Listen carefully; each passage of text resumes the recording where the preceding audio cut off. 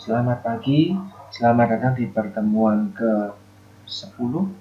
Hari ini setelah kita kemarin belajar mengenai konsep dari konseling dan edukasi, apa perbedaannya, terus apa yang membuat konseling menjadi sesuatu yang efektif. Hari ini kita akan belajar tentang hal-hal yang selanjutnya, bagaimana konseling itu difokuskan ke setting apa. Kita masih menggunakan modul yang sama. Ini bahasan yang kemarin. Nah, ini hari ini kita akan belajar di sini.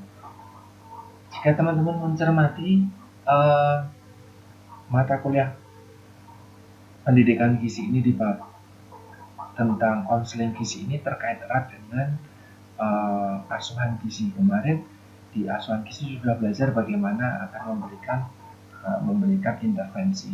Salah satu bentuk intervensi ketika pasien rawat jalan adalah konseling ini. Nah, di sini di pertemuan kemarin juga sudah disebutkan tentang kalau konseling itu setiap kali pertemuan ada goals, ada tujuannya, ada aksinya, apakah tercapai atau tidak tercapai, diperiksa, dimonitoring ketika kunjungan berikutnya. Nah, di sini kita akan belajar mengenai apa sih rencana asuhan gizi. Nah, di sini ada rencana asuhan gizi atau dukungan gizi atau nutrition care plan. Di sini disebutkan bahwa setelah klien dan konselor itu saling mengkaji, konselor mengkaji nutrition assessment dari klien, dan di sini disebut ada kesepakatan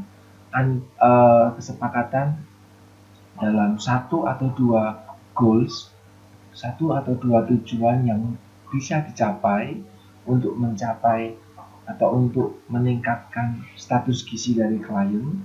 Ini nanti konselor akan membantu klien untuk membuatkan rencana dukungan gizi untuk mencapai dari tujuan-tujuan yang tadi sudah disepakati bersama. Tentunya nanti akan ada banyak tantangan yang akan klien ini hadapi. Nah, di sini nanti akan ada semacam tabel atau semacam lembar untuk konseling. Di rumah saya juga sama, lembar konselingnya hampir seperti ini. Nah, di sini di lembar konseling ini kita akan benar-benar mudah memahami konseling itu apa. Ada nama untuk klien, berikutnya diagnosis gizinya itu apa, nanti kita sebutkan. Di setiap kolom ini dan baris ini nanti akan ada tujuan. Misalnya kalau klien ini tujuan konseling hari itu adalah untuk mengonsumsi makanan yang bervariasi. Semua makanan itu variasi makanan bervariasi dan beragam. Nah, untuk mencapai tujuan itu, aksi pertama adalah misal mengonsumsi makanan dari hewani, buah, dan sayur. Itu saja dulu. Untuk pertemuan seminggu ini, atau misalnya 3 hari ke depan, silahkan aksi untuk klien jalani di rumah adalah konsumsilah pangan hewani, buah, sama sayur. Misalnya seperti itu. Nah, nanti tinggal di pertemuan berikutnya kita monitoring apakah Bapak Ibu sudah mengonsumsi pangan hewani. Jika sudah, maka nanti ini kita centang. Apakah sudah mengonsumsi buah dengan lebih banyak? Di sini tidak disebutkan cukup, tapi lebih banyak dibandingkan sebelumnya. Misalnya sebelumnya dia tidak mau makan sama sekali, di sini lebih banyak, nanti akan tercapai. Terus sayuran, tercapai karena lebih banyak. Nanti mungkin di aksi berikutnya konsumsi pangan hewani, sayur, buah sesuai dengan anjuran gizi. Artinya ada batasan yang sudah tetap ditetapkan. Nah, apakah itu tercapai atau tidak? Nah, nanti kalau sudah tercapai dicetak. Nanti kalau ternyata tujuan ini belum tercapai, maka bagian ini yang dicetak. Nah, ketika tujuan ini belum tercapai, Apa yang menjadi masalah? Kenapa Bapak, Ibu, klien ini belum bisa mengonsumsi buah lebih banyak dari sebelumnya? Atau nanti kalau ini sudah cool dan langkah berikutnya belum cool, ada masalah apa halangan, apa tantangan kenapa Bapak, Ibu, klien belum mengonsumsi buah sesuai dengan anjuran, misalnya 400 gram per hari. Ada masalah apa? Nah, nanti itu yang akan diselesaikan yang menjadi target berikutnya. Ini dibuat berkelanjutan, maka setiap hari, setiap pertemuan itu punya goal-goal sendiri. Ini satu pertemuan harapannya satu atau dua goal sederhana saja yang bisa dicapai. Tidak membuat goals yang banyak sehingga nanti malah repot. Saya hari ini harus ini, hari ini harus ini, hari ini harus ini. Mendingan satu persatu dulu. Karena maka dari itu yang namanya konseling itu waktunya relatif singkat, berikutnya bisa dilakukan berkali-kali dengan tujuan yang terus menanjak, ada perkembangan berkelanjutan. Nah, itu nutrition care plan untuk rata-rata semua semua setting, semua kegiatan konseling gizi itu konsep awalnya seperti ini. Nah, yang berikutnya adalah sekarang konseling gizi itu fokus ke apa aja sih?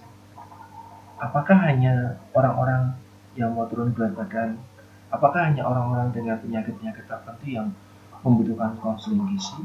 Di sini kita bisa cek. Di sini disebutkan bahwa malnutrisi itu erat kaitannya sama asupan pangan yang cukup sama penyakit. Dua hal terkait secara langsung, directly related to, terkait secara langsung dengan asupan makan yang tidak cukup dan penyakit. Itu yang memang mempengaruhi malnutrisi secara langsung. Tetapi secara tidak langsung, malnutrisi itu terkait dengan faktor misalnya asuhan kepada anak dan makanan untuk anak, sanitasi dan higien. Nah, disinilah titik di mana kita bisa memberikan konseling juga, selain dari asupan pangan yang kurang dan adanya penyakit. Nah, di WHO sendiri itu mengadopsi nutrition essential berdasarkan USAID ini. Ada beberapa hal yang difokuskan untuk diberikan konseling dengan tujuannya adalah untuk meningkatkan status gizi dari ibu dan anak. Ketika status gizi ibu dan anak tercukupi, artinya secara life cycle, secara daur kehidupan itu akan tercukupi semuanya. Ketika dua hal ini kelompok dua hal ini, kelompok ibu dan kelompok anak, yang menjadi sasaran untuk konseling gizi. Nah, ada enam aksi dari pelayanan gizi yang diberikan pesannya, fokusnya untuk 6 aksi ini. Yang pertama adalah eksklusif breastfeeding untuk 6 bulan pertama. ASI eksklusif untuk 6 bulan pertama. Pesan berikutnya adalah MPASI, complementary feeding, MPASI, makanan pendamping ASI, dimulai dari 6 bulan hingga 2 tahun. Jadi ada MPASI setelah ASI eksklusif. Pesan yang ketiga adalah di sini adalah dukungan gizi yang cukup untuk anak yang sakit dan anak yang malnutrisi. Jadi ada dukungan gizi yang cukup. Jika anak ini sakit, itu ibu, bapak, keluarga itu harus bagaimana? Fasilitas kesehatan itu bagaimana? Jika ada malnutrisi, ada anak malnutrisi, ditemukan anak malnutrisi, dukungan gizi yang harus dilakukan bagaimana? Harus dibawa ke puskesmas kah ketika anak malnutrisi, atau bagaimana perawatan di rumah? Pesan yang keempat adalah asupan vitamin A yang cukup untuk ibu dan anak. Vitamin A, berikutnya zat besi untuk ibu dan anak, asupan zat besi yang cukup untuk ibu dan anak, dan yang terakhir adalah asupan yodium yang cukup untuk seluruh anggota keluarga. Di sini ada 6 fokus utama untuk dilakukan konseling gizi. Nah, mumpung masih di slide ini yang nanti akan menjadikan salah satu tugas untuk kalian. Ke depan kita akan belajar mengenai media yang mendukung konsultasi. Jadi yang menjadi tugas kalian untuk 1 pekan ke depan adalah silakan nanti teman-teman, di sini ada 6 fokus.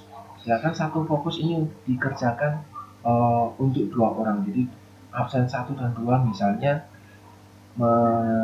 membuat media untuk untuk ASI eksklusif, untuk mendukung untuk mendukung pesan ASI eksklusif, untuk dikonsultasi ASI eksklusif. Absen 3 dan 4 membuat media untuk MPASI. Nanti selanjutnya sampai urutan ke 11 dan 12 membuat asupan yodium yang cukup untuk seluruh anggota keluarga. Nah, ini teman-teman silakan nanti medianya dalam bentuk soft aja, tidak usah di print, tidak usah dibuat dalam bentuk nyata, poster dan yang lain.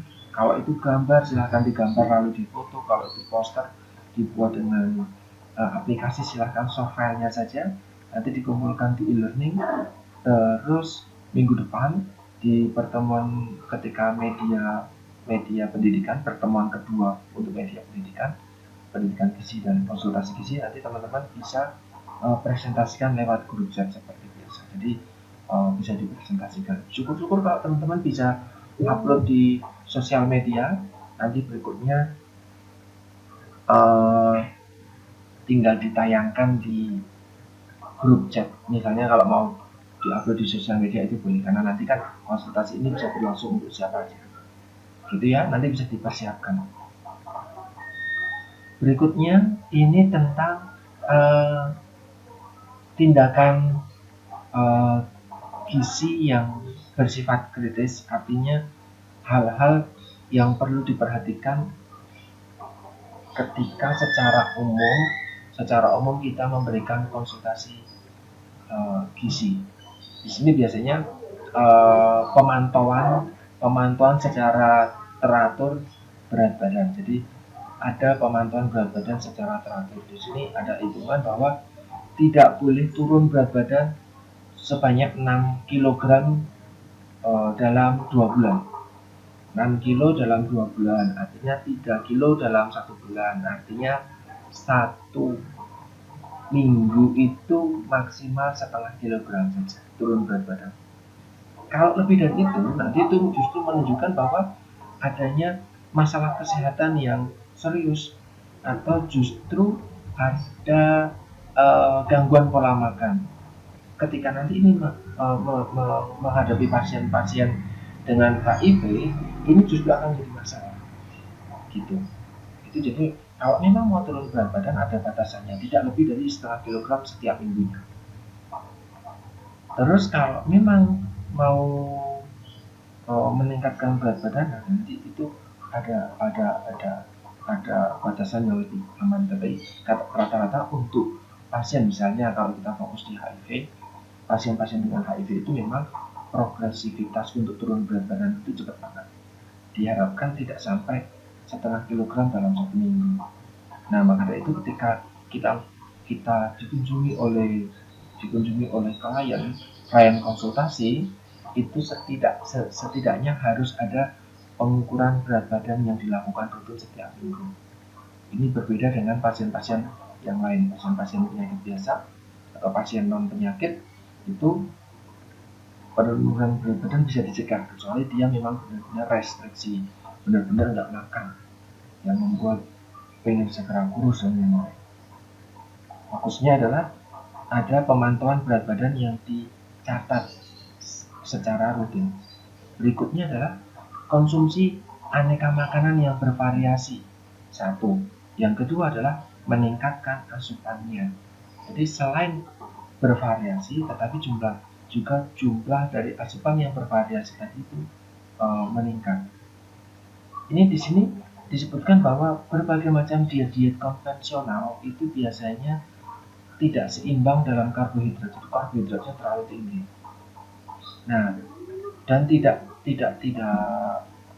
mengandung cukup protein, sayur dan buah. Maka dari itu biasanya yang difokuskan adalah silakan konsumsi sayur, buah, dan sumber protein hewani itu yang cukup di samping uh, dari lemak dan karbohidrat yang diberikan.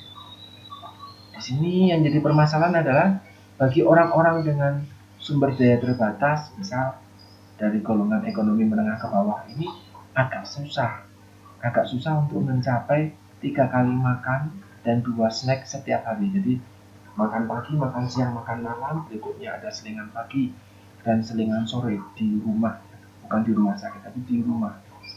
Untuk orang-orang yang berasal dari keluarga menengah ke bawah itu agak susah mencukupi anjuran gizi ini. Nah, tetapi dia bisa diberikan konseling untuk mengonsumsi makanan yang bisa diraih di sekitar dia, apa yang menjadi pangan lokal di sekitar dia, sehingga tidak perlu diraih dengan harga yang mahal, tidak perlu diperoleh dengan akses yang jauh. Nah, ini bisa seperti itu. Berikutnya adalah konsumsi air yang cukup dan sudah direbus atau sudah diperlakukan sendiri. Artinya gini, beberapa orang masih mengkonsumsi air tanpa direbus atau bahkan tanpa diberi perlakuan apapun kalau memang tidak direbus. Karena di sini ada air RO, air isi ulang dan yang lainnya. Nah, ada beberapa kelompok masyarakat yang tidak mengonsumsi keduanya. Air ya tinggal minum aja langsung dari sungai, dari mata air dan yang lain. Kalau di sekitar kita saya yakin minimal sudah direbus, tetapi di tempat lain belum tentu. Di luar Jawa, sepengetahuan saya ketika Pak Rian cerita tentang Atambua misalnya, di sana di Nusa Tenggara Timur itu belum konsumsi air ya apa yang ada. Sementara konsumsi air itu apa yang ada di dalam di alam ya itu langsung dikonsumsi karena memang mereka untuk bahan bakar saja susah. Berikutnya selain contoh yang jauh-jauh seperti itu, non treated water tidak diberikan perlakuan es batu yang dijual secara umum itu yang balok-balok besar atau bahkan yang ada lubang di tengahnya itu yang bentuknya seperti pipa itu tidak diberlakukan tidak dimasak lebih dahulu. Dia hanya langsung dari air tap langsung dibekukan, langsung diedarkan, tidak dilakukan perlakuan sendiri karena maka dari itu harganya memang sangat-sangat murah. Satu karung besar itu untuk es yang bulat-bulat itu harganya hanya di bawah 10.000. Apalagi yang balok besar seperti di pinggir-pinggir jalan itu yang harus dipecah dulu itu lebih murah lagi. Nah, kenapa kita harus fokus ke situ? Di sini disebutkan ketika mengonsumsi makanan minuman yang tidak aman ini bisa menyebabkan infeksi seperti diare. Nah, nanti ketika anak kecil, kelompok rentan seperti ibu hamil, lansia yang menjadi klien kita, dia mengonsumsi minuman-minuman dengan air yang tidak dimasak sebelumnya atau tidak ada treatment sebelumnya, atau bahkan tadi tercampur dengan es batu yang tidak dimasak sebelumnya atau dapat treatment sebelumnya, maka dikhawatirkan akan menjadi penyakit tambahan nanti muncul diare. Berikutnya di sini disebutkan biasanya air itu dikonsumsi juga untuk menelan obat. Ketika air yang kita konsumsi ternyata tidak aman, maka nanti ini akan bermasalah juga dengan obatnya. Ada kaitannya dengan klorin dan yang lainnya, akan mengganggu obat-obatan tadi. Maka dari itu kita perlu mengedukasikan lagi juga kepada masyarakat untuk merebus air hingga mendidih dan atau memberikan perlakuan itu dengan filter dan lain itu, dan ditempatkan di wadah yang bersih, tertutup, dan menghindari dari kontaminasi atau tumpah dan yang lain. Nah, ini selain airnya bersih, wadahnya juga bersih. Nah, wadah yang bersih biasanya kalau kita punya kemasan tumbler yang bisa dicuci, kita bisa gunakan itu. Atau kalau memang menggunakan air kemasan seperti botol air minum itu, kita bisa berikan pemahaman bahwa jangan kita pakai botol itu untuk berulang kali, bukan untuk dipakai berulang kali. Berikutnya, pesan yang kritis berikutnya adalah tentang menghindari kebiasaan-kebiasaan yang memicu gizinya menjadi kurang atau status kesehatannya menjadi turun. Misalnya, kebiasaan-kebiasaan yang terkait dengan asupan alkohol. Di sini, alkohol itu akan mengganggu digesti dari zat gizi, penyerapan zat gizi, penyimpanan zat gizi, dan penggunaan zat gizi. Artinya mulai dari digesti hingga zat gizi digunakan, itu semuanya akan terganggu ketika kita konsumsi alkohol. Berikutnya, kita juga batasi penggunaan alkohol tadi juga akan menghambat obat-obatan yang dikonsumsi. Untuk mereka-mereka dengan HIV itu akan semakin parah lagi, akan adanya perpindahan mikroba, karena kalau di HIV itu kan sindrom AIDS itu kan sindrom gangguan status imun. HIV itu virusnya, AIDS itu penyakitnya. Penyakitnya AIDS artinya hampir seluruh tubuhnya itu ada infeksi, sindrom, maka menyeluruh. Nah, ketika di orang dengan HIV ini terpapar misalnya TBC, itu kan ada TBC, ada corona misalnya, sekarang ini sedang corona, maka mudah untuk translokasi dari kalau TBC itu kan dari paru-paru, itu nanti mudah menyebar ke seluruh tubuh, dan berikutnya akan mudah menulari orang lain juga, sehingga akan mengganggu sistem imunnya juga. Itu kalau terkait sama alkohol, mengganggu zat gizi dari mulai pemecahan digesti sampai ke penggunaannya, terus mengganggu obat-obatan dan menurunkan sistem imun. Nah, kebiasaan berikutnya yang dapat mengganggu kesehatan secara umum selain konsumsi alkohol adalah merokok. Merokok itu akan mengganggu nafsu makan. Maka orang yang merokok biasanya nafsu makannya rendah. Milih merokok dibandingkan makan, mending merokok dibandingkan makan, mending nggak makan dibandingkan nggak merokok. Nah, kayak gitu. Jadi karena memang merokok itu dapat mengganggu nafsu makan, meningkatkan risiko kanker dan infeksi saluran pernafasan, serta menurunkan fungsi sel T, mempercepat progresivitas dari fase HIV menjadi fase AIDS. HIV menjadi AIDS itu butuh sekitar 7 tahun sampai 10 tahun. Jadi pertama terpapar HIV dulu, berikutnya 5 tahun sampai 7 tahun sampai 10 tahun baru terkena sindromnya atau AIDS itu. Itu kebiasaan kedua tentang merokok. Kebiasaan ketiga yang mengganggu asupan zat gizi, yang mengganggu status gizi dan status kesehatan secara umum adalah konsumsi junk food, fast food. Disebut junk food itu karena kandungan zat gizinya itu sangat sedikit. Kandungan zat gizinya sedikit sehingga dia disebut junk food, makanan sampah.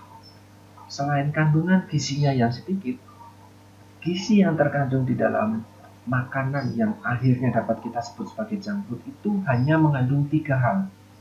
Yang pertama karbohidrat, yang kedua lemak atau minyak, yang ketiga adalah garam. Ketika satu makanan sangat tinggi porsi lemak, garam, karbohidrat, maka itu bisa disebut sebagai junk food. Paling gampang kalau junk food, burger. Kenapa burger? Karena isinya lemak. Ada sayurannya cuma 1 lembar, misalnya seperti itu. Atau hotdog, ya kenapa disebut junk food? Ya karena isinya karbohidrat sama daging saja. Ada sayurannya, ya cuma 1 lembar. Tapi tidak hanya itu saja. Kalau kita mau mengacu ke definisi tadi, maka nasi goreng yang dijual di pinggir jalan itu juga junk food, karena isinya cuma nasi sama minyak, paling sama telur dan daging. Kalau kita, jarang sekali saya menemukan nasi goreng itu ditambah sayuran, itu sangat jarang, kecuali kita bikin sendiri, maka itu bisa masuk ke ranah junk food, karena hanya mengandung itu saja, miskin zat gizi. Zat gizi yang dimaksud adalah mengandung mineral, vitamin, lemak, protein, karbohidrat, serat. Nah, itu nanti disebut sebagai junk food jika tidak memenuhi syarat itu. Ketika itu kita konsumsi, itu ternyata berbahaya untuk kesehatan karena tadi miskin zat gizi, dan sayangnya itu dikonsumsi oleh orang-orang dengan ekonomi menengah ke bawah. Kalau di luar negeri, karena ini modul dari luar negeri, itu biasanya dikonsumsi oleh menengah ke bawah. Berbeda dengan di Indonesia, orang menengah ke atas justru konsumsinya junk food. Orang menengah ke bawah justru konsumsinya makanan-makanan, misalnya saya cuma cukup makan sayur sama nasi aja, nasi sama tempe aja, konsumsinya itu. Kita yang dari kelompok menengah ke atas justru konsumsinya junk food. Itu kalau di antropologi menariknya negara berkembang seperti itu. Justru konsumsinya seperti itu. Atau justru orang-orang dengan ekonomi menengah ke bawah, tetapi di satu hari dia punya uang, di satu hari dia punya akses untuk membeli sesuatu, dia belinya junk food. Itu berbedanya. Jadi itu menarik. Nanti kalau teman-teman, saya tidak tahu kalau teman-teman mau meneliti itu menarik. Itu pernah diteliti tentang perbedaan pola makan negara berkembang, warga di negara berkembang yang kaya dan yang miskin, dan warga di negara maju yang kaya dan miskin. Itu ada pola yang seperti itu. Nah, silakan teman-teman berkaca. Apakah teman-teman masuk dalam kelompok ekonomi menengah ke bawah atau ekonomi menengah ke atas? Terus bagaimana perilaku makan kalian? Apakah cenderung konsumsi junk food atau suka konsumsi junk food? Apakah pernyataan yang saya sampaikan tadi itu sesuai dengan apa yang teman-teman lakukan di rumah dan menjadi kebiasaan sehari-hari? Nah, mari kita cermati nanti bersama.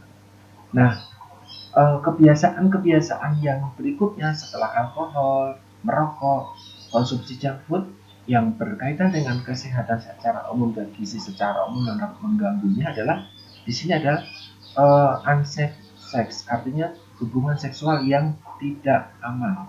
Tidak aman artinya tadi bisa meningkatkan penularan infeksi seksual, IMS, infeksi menular seksual.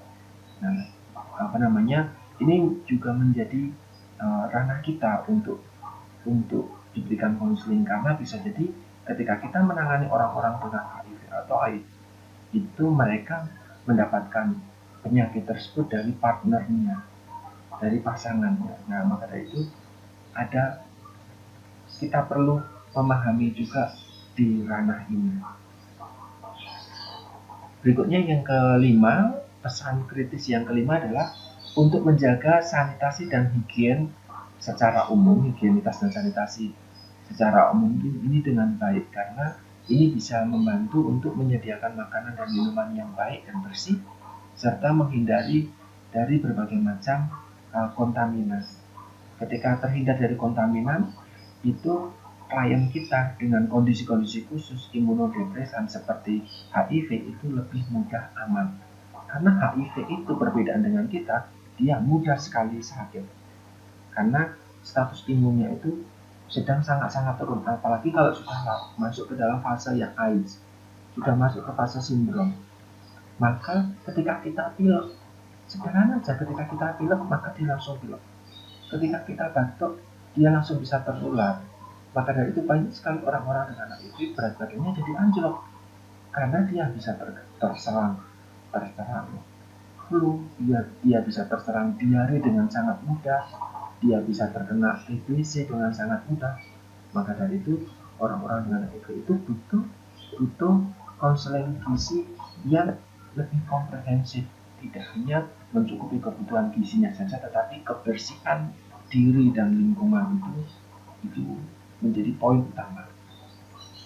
Yang berikutnya adalah pesan berikutnya adalah ketika bisa melakukan aktivitas fisik, lakukan aktivitas fisik selagi bisa, selagi possible. Aktivitas fisik yang reguler, yang teratur, bahkan hanya sekedar berjalan, naik tangga, atau melakukan aktivitas fisik di rumah, itu bisa membantu menguatkan tulang, menguatkan otot, meningkatkan nafsu makan, membantu manajemen stres, dan meningkatkan kewaspadaan dan kesehatan secara umum. Sesimpel jalan kaki, sesederhana naik tangga. Kalau nanti saya di rumah hujan, di luar hujan, di rumah juga isolasi mandiri, misalnya seperti itu, ada tangga, naik turun tangga boleh, atau melakukan aktivitas di rumah itu boleh. Itu bisa membantu untuk penguatan tulang, peningkatan nafsu makan, dan lain-lain. Jadi sarannya itu sesederhana ini saja, tidak perlu yang membutuhkan perlengkapan khusus. Berikutnya di sini adalah menjaga dan ada treatment awal dari infeksi. Kita menjaga infeksi melalui diet.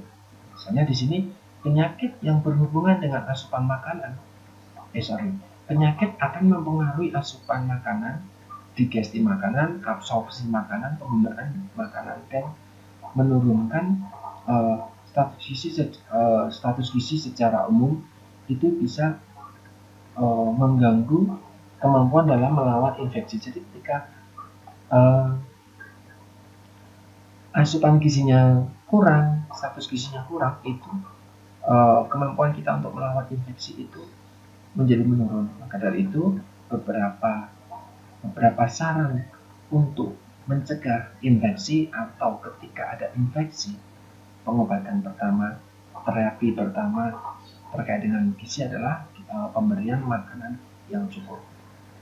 Kita reverse ke corona ini. Jika teman-teman mencermati beberapa pasien yang berhasil sembuh, berhasil dinyatakan pulih dari corona 19 ini, mereka itu tidak menerima obat-obatan khusus.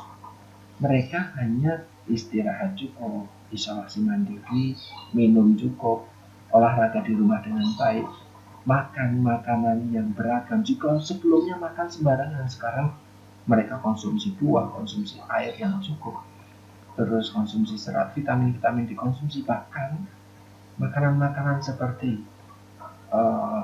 rempah-rempah, jamu, dan yang lain mereka konsumsi itu semua. Dan terlihat sekali coronanya bisa sembuh. Infeksi akibat corona atau COVID-19 dia bisa sembuh. Maka dari itu sebelum muncul penyakit atau infeksi, untuk pencegahannya adalah kita terapkan itu.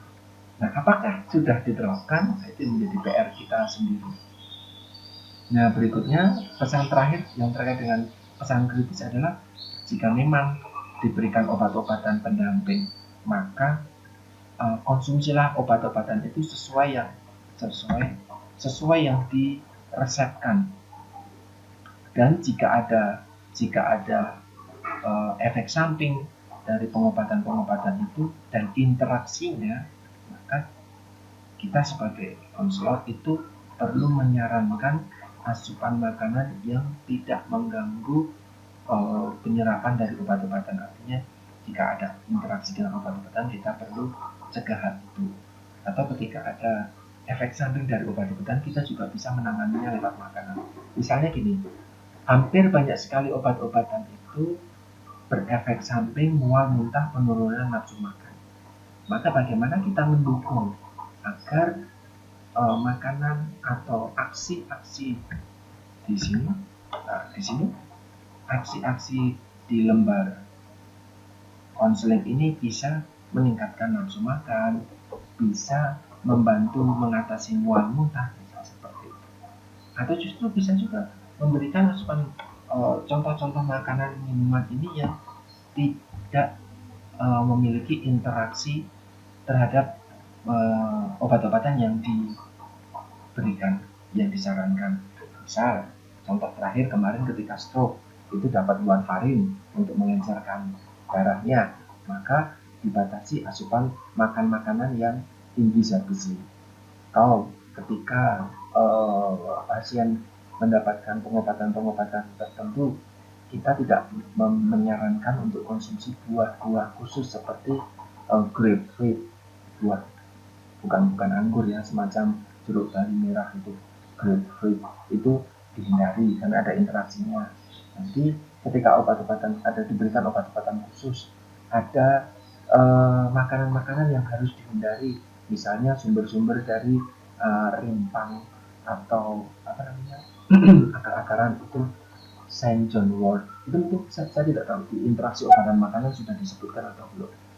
Ada semacam akar-akaran itu mirip jahe, mirip ginseng, itu namanya Saint John wort, Saint John wort, Santa John's wort. Jadi itu nama produk tersebut. Nah, itu ternyata mengganggu semua jenis obat-obatan. Tapi banyak yang konsumsi itu. Kita mungkin tidak, tetapi beberapa orang di luar sana itu mengonsumsi itu. Terus kemarin ketika pengalaman saya di ICCU, ketika berpraktek di ICCU Pantirape itu ada keluarga yang masuk memberikan obat-obatan, memberikan ramuan-ramuan herbal. Nah, sebelum mau diberikan itu kan harus konsultasi sama ahli gizinya dulu. Kebetulan waktu itu saya yang berpraktek di ICCU, maka dia menemui saya. Dia memberikan satu pak kecil isi 12, harganya itu satu pak kecilnya itu sekitar 4 juta sampai 5 juta. Isinya 12 saset. Jadi bentuknya seperti minuman saset kemasan itu, jadi satu botol kecil seperti sariwangi, seperti botol teh sariwangi itu.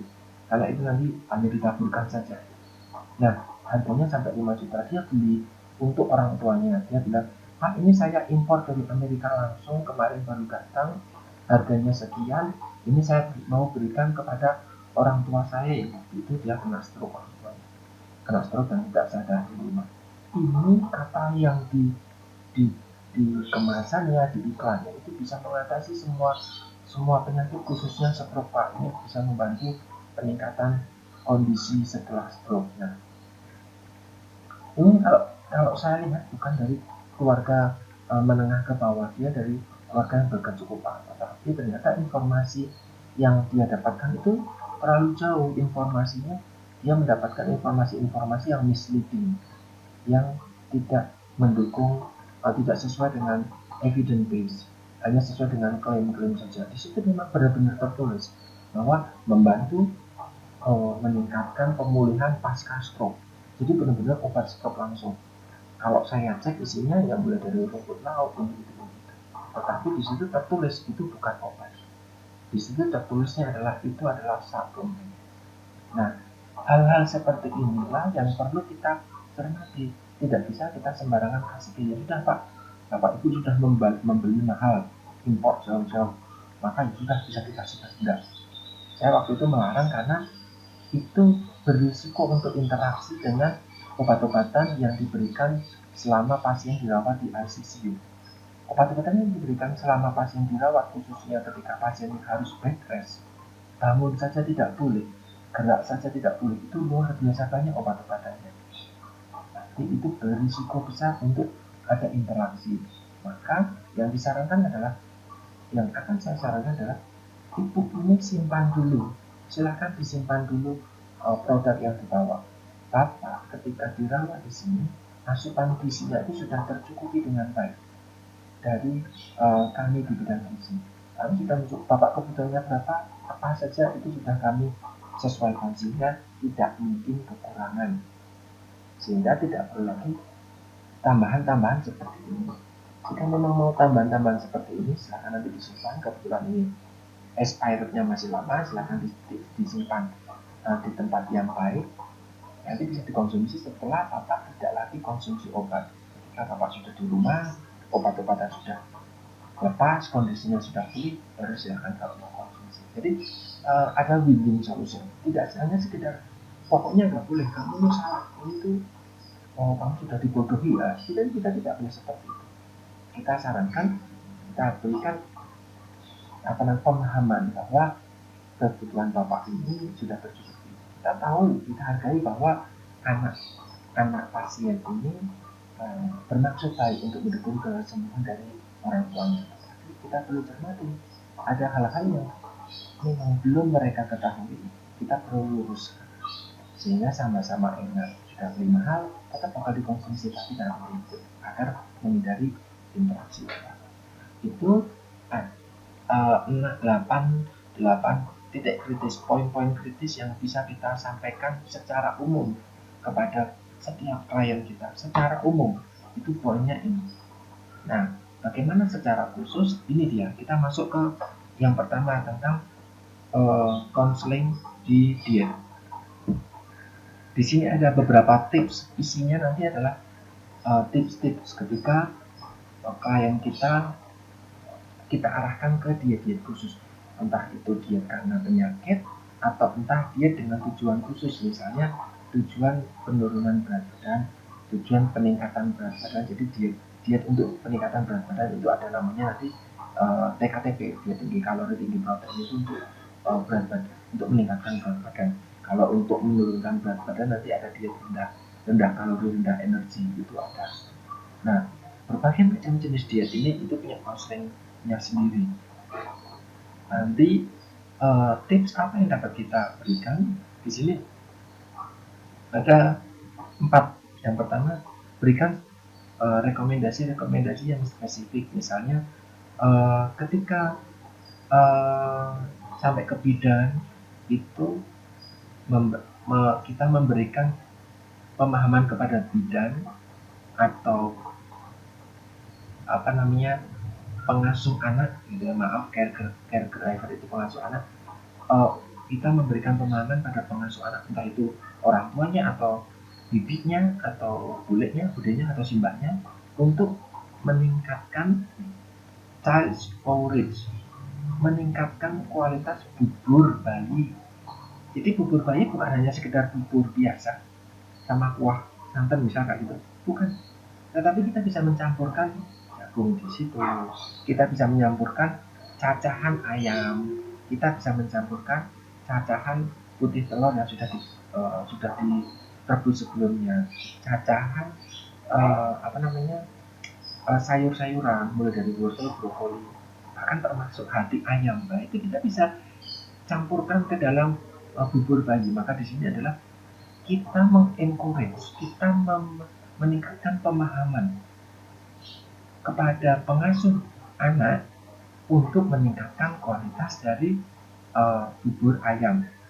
Bagaimana caranya, berapa banyak harus diberikan kepada anak itu, berapa banyak, kapan, dan nanti kalau saya contohkan apa aja yang kita bisa tingkatkan di bubur itu.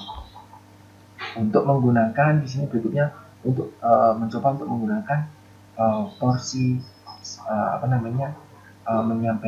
menghitung porsi. Jadi kalau kita mau memberikan pemahaman, ibunya, simbahnya cuma taunya piring. Nah, bagaimana agar kebutuhan gizi anak tercukupi?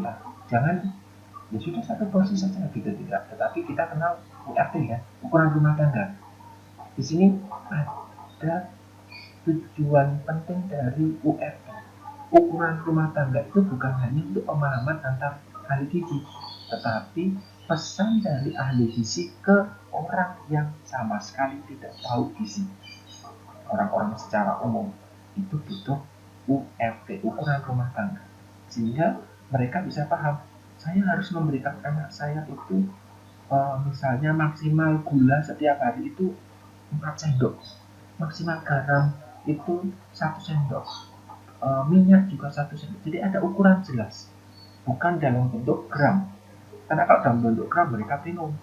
Maka di sini ada tulisan, kita bisa menggunakan gambar atau contoh examples, atau tadi kalau di lab konseling gizi dan PSG itu ada apa namanya food model. Kita bisa menggunakan food model sebagai contoh makanan, atau kita bisa menggunakan gambar, atau kita bisa menggunakan ukuran-ukuran lokal rumah tangga tadi, URT tadi, untuk konseling dalam ukuran porsi. Ibu, Pak, sakit ini kondisinya kayak gini, maka kita batasi konsumsi nasi itu 1 centong atau 2 centong. Atau kalau URT untuk sayur itu kan gelas, 1 gelas sayur misalkan, 1 potong buah, 1 potong sedang misalnya, bukan dalam bentuk gram. Berikutnya kita bisa juga menggunakan dari food model tadi untuk membantu mereka. Konsep berikutnya untuk membantu mereka mengenali bahan makanan penukar. Ada namanya daftar bahan makanan penukar, DBMP, daftar bahan makanan penukar. Jadi kalau memang tidak bisa mengonsumsi ini, bisa konsumsi yang lain, tetapi disesuaikan dengan ukuran rumah tangganya. Kalau misalnya nanti mengatasi pasien dengan diabetes, untuk pasien dengan diabetes ini memang asupan karbohidrat seperti nasi, gula itu ada pembatasan sendiri. Kalau memang lebih baik, kalau memang bisa, itu mengonsumsi makanan-makanan sumber karbohidrat dari yang karbohidrat kompleks. Nah, kita arahkan ke kentang, ke ubi misalnya. Tapi berapa banyak kentang?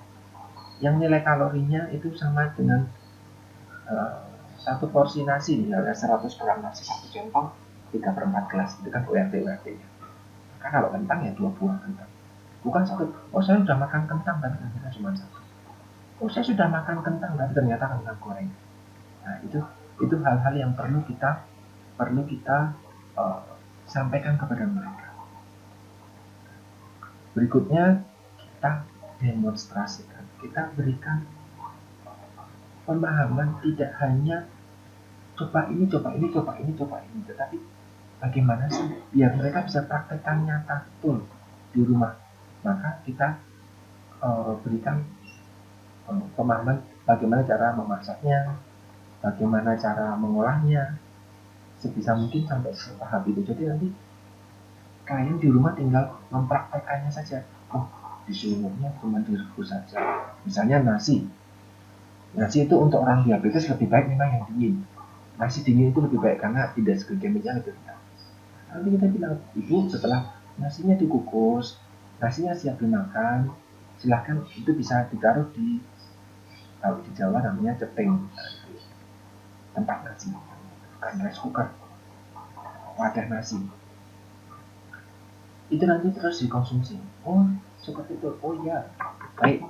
Maka ibu itu bisa mengikuti anjurannya dengan jelas tanpa harus berpikir bagaimana cara saya mendinginkan. Apakah nasinya saya masukkan kulkas? Karena saya pernah mendapat konseling ini ketika praktek di rumah sakit. Ada orang-orang yang menyimpan nasinya itu di kulkas untuk dingin. Alhasil nasinya malah jadi nggak enak karena berair, jadi dingin, jadi nggak enak. Jadi itu ibunya yang jadi pasien adalah bapaknya, jadi memberikan bapaknya nasi dingin. Nasi dinginnya tuh nasi dingin benar-benar dingin karena masuk dalam kulkas. Nah, ya karena ibunya nggak makan itu, ibunya santai-santai aja. Maka revisinya yang setahu saya di majalah-majalah itu nasi dingin lebih baik. Yang saya masukkan ke kulkas, ya.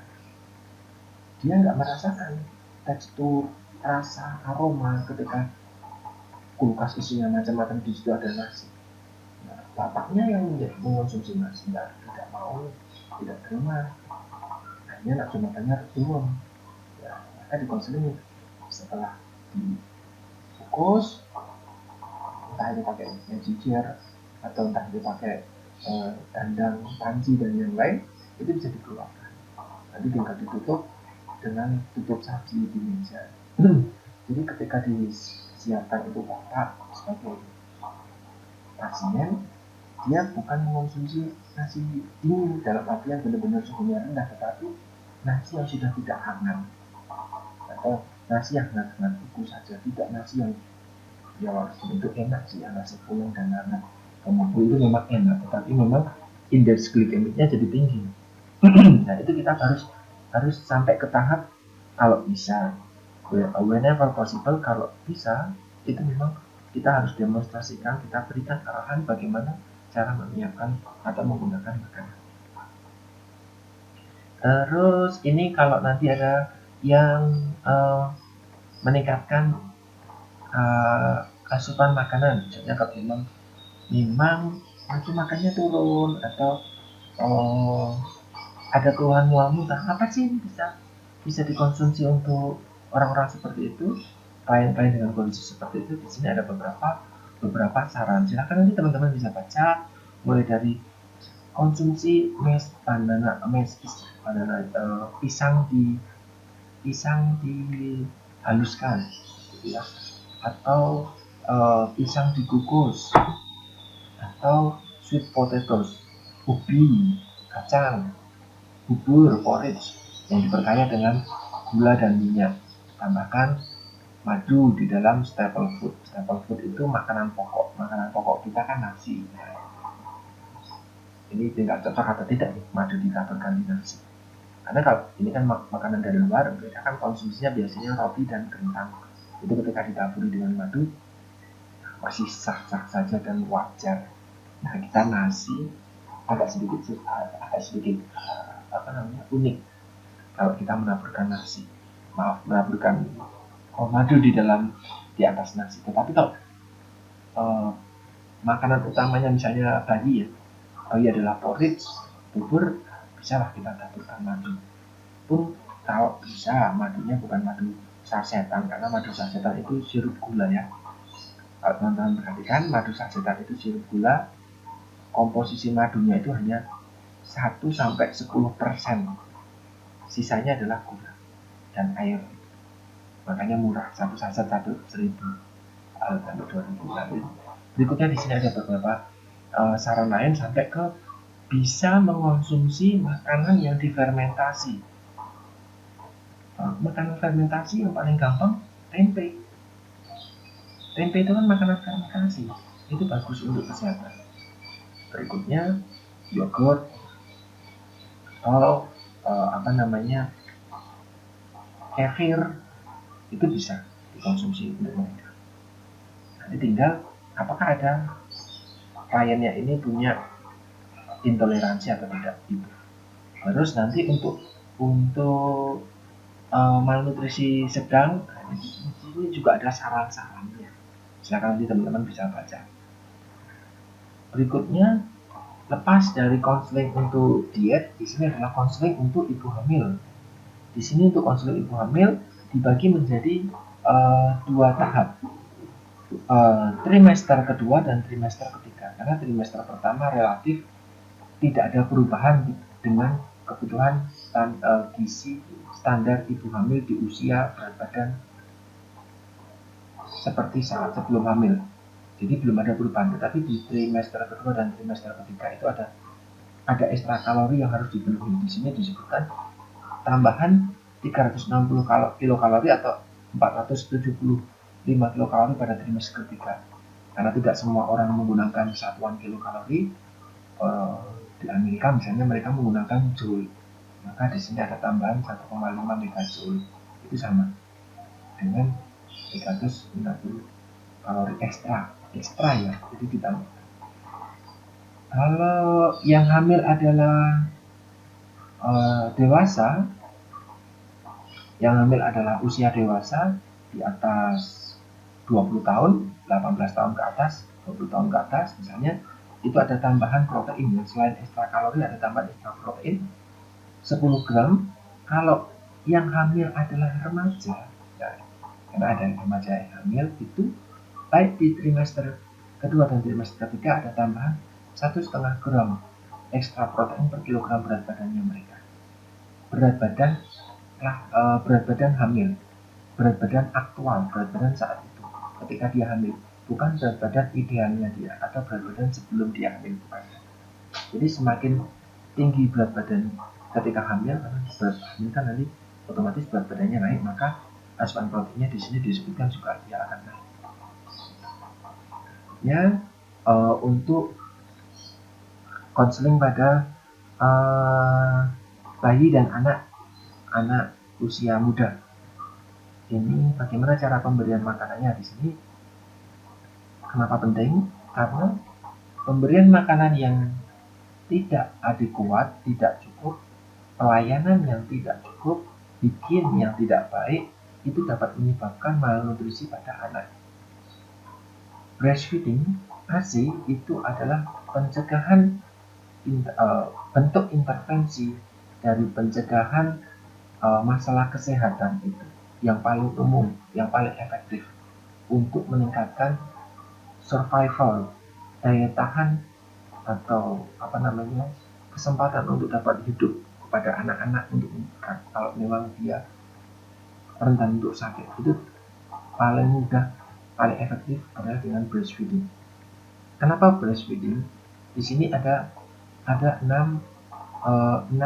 benefit yang didapatkan ketika seorang anak itu dicukupi kebutuhannya melalui breastfeeding, bukan melalui susu formula atau bahkan mungkin makanan pendamping sejak dini. Misalnya yang diasuh oleh nenek, yang diasuh oleh keluarga, bukan yang diasuh oleh ibu. Itu biasanya seorang anak diberikannya, kalau dia dari ekonomi menengah ke bawah, tidak sempat diberikan susu formula. Dia diberikannya tadi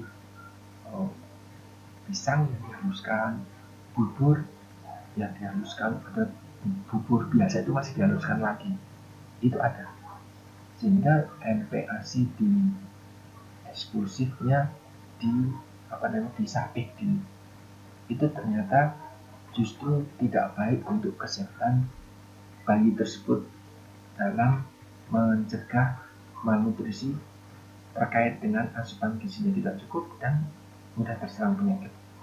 Nah, keuntungan dari menyusui yang perlu kita sampaikan ketika kita konseling kepada mereka yang sedang menyusui atau keluarganya juga, suami dan anggota keluarga lain, untuk dapat mendukung istrinya atau ibu yang sedang menyusui ini untuk tetap menyusui dalam 6 bulan pertama. Itu kita perlu tegaskan 6 manfaat dari breastfeeding ini. Nanti teman-teman bisa baca. Saya yakin juga teman-teman sudah belajar tentang hal ini di berbagai mata kuliah sebelumnya. Oh maaf, tidak hanya 6 tetapi 10 manfaat. 10 manfaat dari air susu ibu menyediakan makanan dan minuman untuk kebutuhan bayi selama 6 bulan pertama kehidupan, sehingga tidak perlu lagi ditambah air putih, tidak perlu lagi ditambah sayuran buahan misalnya kayak gitu, tidak perlu ditambah lagi suplemen, tidak perlu ditambah lagi minyak ikan, karena sudah cukup dengan lewat ASI saja. Sampai ke keuntungan untuk ibunya sendiri, ibu yang memberikan ASInya itu ternyata bisa menurunkan risiko kanker ovarium dan kanker payudara. Jadi ibu yang menyusui ternyata lebih rendah risikonya untuk terpapar kanker. Bagaimana bagi ibu yang tidak menyusui? Maka ini menjadi sesuatu hal yang bisa kita tawarkan. Jika ibu memberikan air susu ibu secara 6 bulan ini eksklusif untuk bayi ibu, memberikan secara eksklusif untuk anak ibu, maka yang mendapat keuntungan tidak hanya anak ibu saja, tetapi ibu saja. Termasuk di sininya ibu juga akan mengurangi kontraksi rahim dan mengeluarkan plasenta yang masih ada. dan ketika setelah pasca lahir masih ada perdarahan pasca lahir, jadi masih keluar darah dari rahimnya. Kalau dengan menyusui itu maka nanti akan ada kontraksi uterus yang tadi darah-darah sisa dan plasenta yang masih tersisa, yang masih tertinggal itu bisa segera keluar dengan memberikan ASI. Jika tidak memberikan ASI, ya maka akan susah keluar. Karena susah keluar akan membuat dia menjadi kanker ke depannya. Itu maka itu kita bisa tawarkan kepada ibu yang sedang menyusui atau ibu hamil di trimester akhir, agar ketika nanti sudah melahirkan, ibu ini berkenan, mau, paham, orang tua suaminya juga tahu, keluarganya juga mendukung ibu ini untuk memberikan ASI-nya untuk anaknya secara eksklusif. Ini perlu kita tawarkan kepada mereka. Berikutnya, ketika sudah 6 bulan lepas, kita juga kita berikan konseling kepada ibu hamil untuk dapat tahu caranya memberikan MPASI, tahu mempersiapkan MPASI secara mandiri di rumah. Kenapa? Karena di rumah itu relatif lebih terjamin higien sanitasinya. Juga untuk memberikan keterampilan dari ibu, karena MPASI ini tidak hanya untuk 1 bulan 2 bulan saja, tetapi sampai usia anaknya nanti 2 tahun. Nah, dengan dibiasakan membuat sendiri di rumah, otomatis nanti ketika masak untuk makanan keluarga, MPASI di tahap akhir itu kan pengenalan makanan keluarga. Usia 1 tahun sampai 2 tahun itu kan mulai dikenalkan ketika ibunya masak sop, anaknya dikasih sop juga. Kita bisa dikasih sop. Ketika terbiasa makan makanan rumah, maka anaknya menjadi mudah untuk mengonsumsi makanan rumah itu tadi dibandingkan dengan konsumsi makanan yang dari luar. Manfaat yang berikutnya adalah ketika keluarga dari ekonomi menengah ke bawah, maka relatif pengeluaran itu bisa ditekan. Kalau MPASI-nya menggunakan susu formula, kita bayangkan saja berapa pengeluaran yang harus keluarga tersebut keluarkan per minggu, ya, satu karton susu itu hanya untuk 1 minggu. Ini harus sampai 2 tahun. Nah, berapa uang yang harus dikeluarkan? Itu bisa dibantu konselingnya dengan penyediaan MPASI secara mandiri di rumah. Tetapi memang untuk keluarga baru, ibu baru, hamil pertama misalnya seperti itu, keterampilan untuk itu tuh memang rendah. Maka dari itu kita sebagai KLBC perlu mengajari, memberi info, bahkan kalau perlu mendemonstrasikan apa yang bisa mereka siapkan di rumah, bagaimana cara memasak dan menyiapkan. Di sini terdapat pesan-pesan untuk complementary feeding untuk MPASI. Di sini jelas sekali setiap usia itu beda jenisnya dan berapa banyak sih. Apakah hanya bubur saja misal seperti itu, ya? Ternyata enggak. Bisa kita tambahkan 1-2 sendok makan minyak, margarin, mentega, susu, atau di sini ada pasta wijen atau kacang-kacangan untuk meningkatkan asupan gizi dan energi dari anak ini. Kita juga bisa kenalkan makanan-makanan fermentasi, tetapi sebaiknya tidak dalam bentuk yang digoreng. Karena kalau digoreng kan airnya jadi habis, airnya keluar.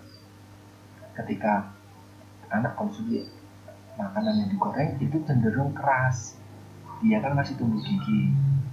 Ketika keras maka susah untuk dicerna. Nah, itu berbeda dengan kita.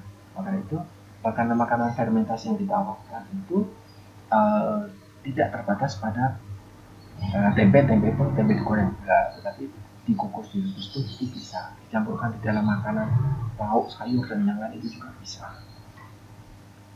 Terus ini kita juga bisa kenalkan finger food. Finger food itu makanan cemilan, entah itu sayur, entah itu buah, yang bisa digenggam. Nah, maka disebut dengan finger food, yang bisa digenggam. Nanti ini anak akan mengambil itu dengan mudah. Jadi ada piring tanpa harus kita suapi.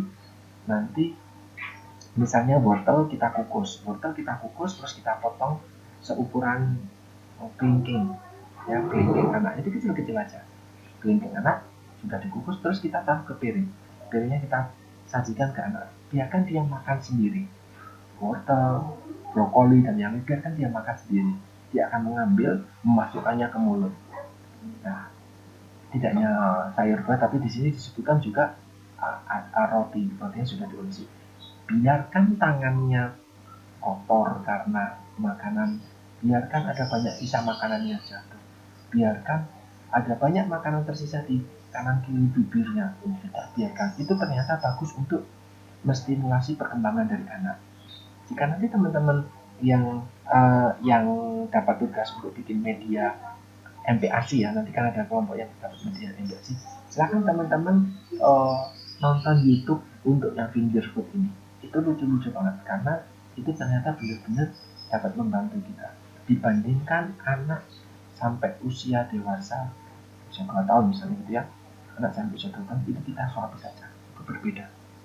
Nah, itu perlu hal yang perlu kita konsentrasi. Nah, semakin banyak kita membaca, semakin kita banyak mendapatkan informasi dari luar, banyak juga informasi yang dapat kita sampaikan juga diteruskan lagi kepada ibu. Maka dari itu kita perlu mencermati hal-hal ini. Banyak sekali ternyata nanti bisa sampai mencegah distraksi selama makan, untuk mencegah penurunan perhatiannya terhadap makanan. Maka dari itu ketika makanlah di meja makan. Jangan sambil nonton TV, jangan sambil diajak jalan, jangan sambil diajak kemana-mana. Karena itu ternyata itu bisa menurunkan interest dia untuk makan. Ketika makan, fokuslah di meja makan tanpa ada TV, tanpa ada handphone, tanpa ada apapun. Kita ajari anak sejak sedini itu. Maka fokus dia adalah tidak teralihkan dengan mainan, tidak teralihkan dengan siaran TV, tidak teralihkan dengan orang yang lalu lalang, tidak teralihkan dengan mobil, misalnya diajak untuk nonton lihat mobil. No, itu praktek yang salah. Praktek yang baik adalah fokus di meja makan, fokus dengan makan. Kalau anak belum terbiasa makan di luar, makan sambil nonton TV, mereka akan enjoy. Nah, kita bisa terapkan itu sejak awal untuk mencegah anak nggak mau makan kalau nggak nonton TV, anak nggak mau makan kalau nggak pegang HP, untuk mencegah itu. Nanti teman-teman bisa cermati menjadi lebih banyak. Di sini terus berikutnya, kalau ada konseling untuk anak-anak yang sakit, tadi ada tugas juga untuk dukungan gizi yang cukup untuk anak yang sakit dan malnutrisi. Di sini ada beberapa pesan yang teman-teman bisa cermati. Nanti silakan teman-teman dengan pesan ini atau teman-teman mendapatkan pesan tambahan dari sumber yang lain, silakan itu dijadikan bentuk media. Di sini sudah ada contoh-contohnya sebenarnya untuk teman-teman bisa jadikan acuan, tinggal diterapkan sesuai dengan pemahaman teman-teman, kreativitas teman-teman sudah ada. Jadi tidak perlu membuat dari nol. Pesannya sudah tersedia, contoh brosurnya, contoh medianya juga sudah tersedia. Silakan teman-teman bisa terapkan sesuai dengan lingkungan Indonesia, karena di sini kan lingkungannya masih lingkungan di luar negeri. Misalnya tadi kalau misalnya berikan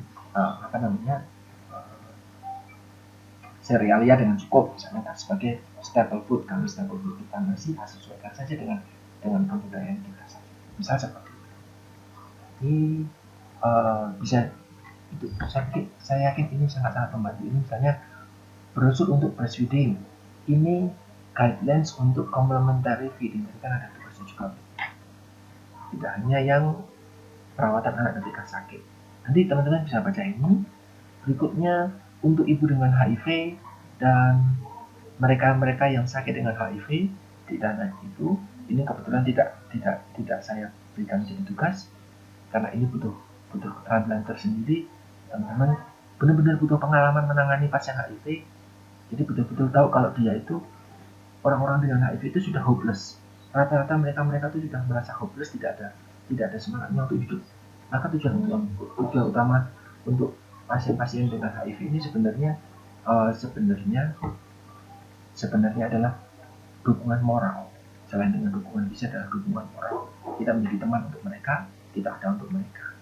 Meskipun kita juga harus prepare, karena biasanya orang dengan HIV atau AIDS itu tidak, tadi ya saya bilang sindrom, itu penyakitnya tidak berdiri sendiri. Bisa jadi dia ada TBC, bisa jadi dia ada penyakit-penyakit menular yang lainnya. Kita juga perlu waspada. Di rumah sakit kita biasanya menyebut pasien HIV itu pasien B20. B20 adalah indikator kalau dia memang pasien HIV/AIDS. Itu adalah kata kunci agar orang-orang yang non medis itu tidak ketakutan ketika dari mana, dengar kita dari mana, tahu kita dari mana. Oh, saya bagian dari B20. Ada orang dengar B20, oh pasien B20, mereka nggak tahu. Tapi ketika kita bilang, oh bangsal di kelas 3 ya, misalnya di kelas 3 ada dua orang yang dirawat, yang satunya ternyata HIV. Nah, dengar ketika ini pasiennya B20, maka pasien sebelah itu nggak akan tahu kalau dia itu. Nanti kalau dia tahu, pasien sebelahku itu HIV, maka aku nggak mau dirawat di ruangan ini, satu bangsa dengan dia. Nah, maka ini ada masalah sosial yang ingin kita cegah. Nah, ini ada informasi saja. Kalau teman-teman di praktek di rumah sakit dapat pasien B20, itu maksudnya adalah pasien HIV/AIDS. Berikutnya nanti ini bisa dibaca. Konseling pada orang-orang dengan penyakit infeksi, lagi-lagi HIV, karena memang infeksi untuk HIV ini sampai hari ini tidak ada yang perobatan yang bisa menyembuhkan HIV. Yang bisa adalah mencegah progresivitas HIV ke AIDS itu lambat, tidak 7 tahun tadi seperti yang saya bilang sebelumnya, tapi bisa lebih lama lagi dengan cara pemberian antiretroviral, obat-obatan ARV. Ini untuk meningkatkan nafsu makan, untuk meningkatkan sistem imun, sehingga meskipun dia HIV, dia nggak bisa lebih parah lagi. ARV ini gratis, jadi orang-orang dengan HIV sudah tahu. Berikutnya di sini, pasien dengan HIV AIDS itu sangat rentan terkena TB, dan tuberkulosis ini, TBC ini, yang akan membuat malnutrisi pada pasien dengan HIV AIDS itu worse, makin buruk, yang berdampak pada imunitas makin rendah dan nanti meningkatkan mortalitas pada pasien HIV. Apa yang harus disarankan? Ini teman-teman bisa dibaca. Terus untuk pasien-pasien dengan penyakit tidak menular, di sini juga ada caranya. Misalnya mulai dari konsumsilah gula dengan sedikit gula. Kalau bisa kurangi gula Anda. Hindari asupan minum-minuman yang mengandung gula seperti soft drink. Hindari makanan-makanan yang diproses, makanan-makanan dalam kemasan. Perbanyaklah buah sayur. Nanti di sini latihan yang cukup, olahraga yang reguler. Terus dapatkan sayur buah, serealia, biji-bijian, kacang untuk mendapatkan serat. Berikutnya kurangi lemak dan makanan yang digoreng. Ini saran-saran. Ketika kita memberikan konseling, ini yang akan kita sarankan ke dia. Tapi yang akan dijadikan tujuan itu sedikit dulu, tidak langsung ini. Ini kita sarankan saja, tetapi ayo Pak, kita bikin goal. Minggu ini Bapak bisa makan sedikit gula dan sedikit lemak, 1 dan 6 aja. Nanti berikutnya hari ketiga, hari keempat bisa mengurangi makanan proses. Hari kelima sudah bisa ini. Jadi bertahap, tidak langsung semuanya. Berikutnya ini untuk yang konseling untuk terkait dengan higien sanitasi. Tadi ada kaitannya memang sanitasi air yang buruk, higienitas yang buruk itu berhubungan dengan penyakit dan disabilitas, itu yang penyakit yang berdampak pada kecacatan di seluruh dunia. Maka itu biasanya terkait dengan diare. Kalau di air-air ini terkait dengan corona, semua orang saya yakin sekali jadi rajin cuci tangan pakai alkohol, bahkan pakai disinfektan yang itu sebenarnya bukan untuk manusia. Jadi kesadaran. Kalau penyakitnya sudah datang, sudah di sekitar kita, baru kita sadar bahwa ternyata higien sanitasi itu penting, bahwa ternyata makan sayur dan buah itu penting. Itu dia kalau memang sudah datang. Hanya jadi masalah adalah kita mengkonselingi orang-orang yang belum sakit. Itu dia. Kalau orang yang sudah sakit mungkin mudah ya kita berikan untuk pemahaman kepada mereka untuk mencegah penyakitnya lebih parah atau bahkan untuk memulihkan kondisi penyakitnya. Tetapi untuk orang yang masih sehat ini susah karena memang mereka belum dihadapkan dengan risiko yang ada. Akan mudah ketika penyakit itu sudah di depan mata, seperti corona ini sudah di kanan kiri kita. Mereka begitu ketakutan luar biasa, menjadi borong sabun, sanitizer, sampai disinfektan itu juga dipakai. Yang padahal itu bukan untuk manusia.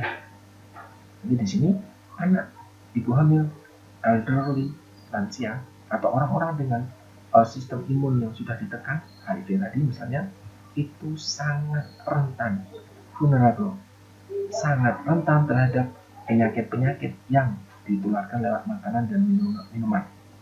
Karena ada bakteri, virus, dan parasit.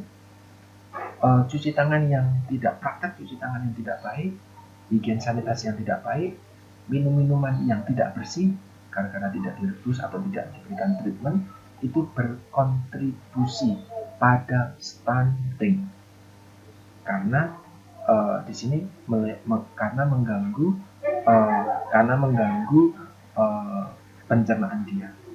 Itu terus di sini ada konseling untuk cuci tangan, ada hal-hal sederhana ya cuci tangan. Terus ini untuk keamanan pangan, ada hal-hal mulai dari cuci tangan dengan sabun sebelum pegang makanan, bahan makanan, sampai bagaimana cara menyimpannya. Itu dari saya. Silahkan teman-teman bisa tuliskan kalau memang ada pertanyaan. Kita akan lanjutkan diskusi di grup. Terima kasih. Selamat pagi.